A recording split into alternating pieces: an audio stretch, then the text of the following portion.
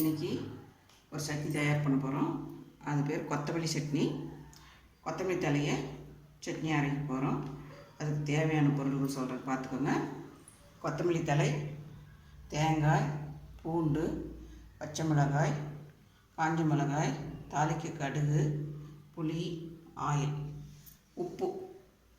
இதை மிக்சியில் போட்டு பச்சையாகவே அரைக்க வேண்டியது தான். எதுவுமே வணக்கவோ இதுவோ தேவையில்லை. அதை இப்போ நான் மிக்சியில் போட போகிறேன். அதை அளவு பார்த்துக்கோங்க. இப்போ கொத்தமல்லி சட்னி அரைக்கிறதுக்கு தேவையான பொருள் மிக்சியில் போட போகிறேன். தேங்காய் நிறைய தேவைப்படுறவங்க போட்டுக்கலாம். நான் தேங்காய் கம்மியாக சாப்பிட்றதுனால தேங்காய் கம்மியாக போட்டிருக்கேன். இதுக்கு இவ்வளோ பூண்டு தேவையில்லை. ஒரு 4 பல் பூண்டு,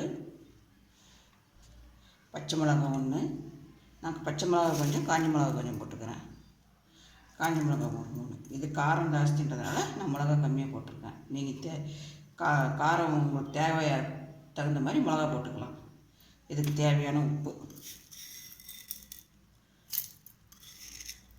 கல் உப்பு யூஸ் பண்ணிக்கிறது ரொம்ப நல்லது சால்ட்டோட. இதுக்கு தேவையான புளி, ஒரு தொக்கு புளி போட்டால் போதும்.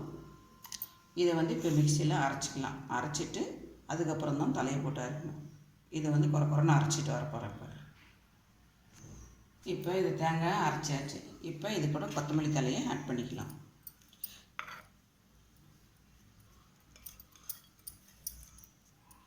ஆட் பண்ணிவிட்டு இது கூட இப்போ தண்ணி ஊற்றிக்கணும். இப்போ கொஞ்சோண்டு தண்ணி ஊற்றிக்கலாம். அரைச்சிட்டு தண்ணி பத்தலாம் இன்னும் கொஞ்சம் ஆட் பண்ணிக்கலாம்.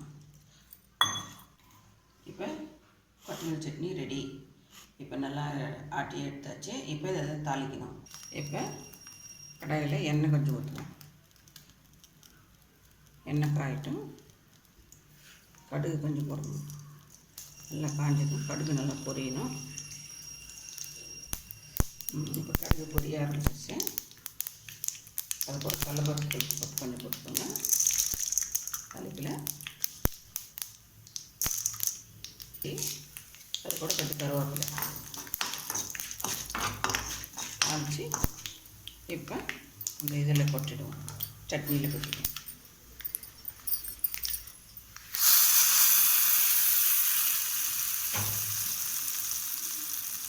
இப்போ அது ஒரு பவுல் ட்ரான்ஸ்ஃபர் பண்ணிடலாம். இப்போ கொத்தமல்லி சட்னி ரெடி. இதை இட்லிக்கு தொட்டுக்கலாம், தோசைக்கும் தொட்டுக்கலாம், சாதத்துக்கும் போட்டு பிசைஞ்சு சாப்பிட்லாம். சாப்பிட்றதுக்கு சப்பாத்திக்கும் நல்லாயிருக்கும். இது சாப்பிட்றதுக்கு நல்லாயிருக்கும். நீங்கள் ட்ரை பண்ணி பாருங்கள். நன்றி.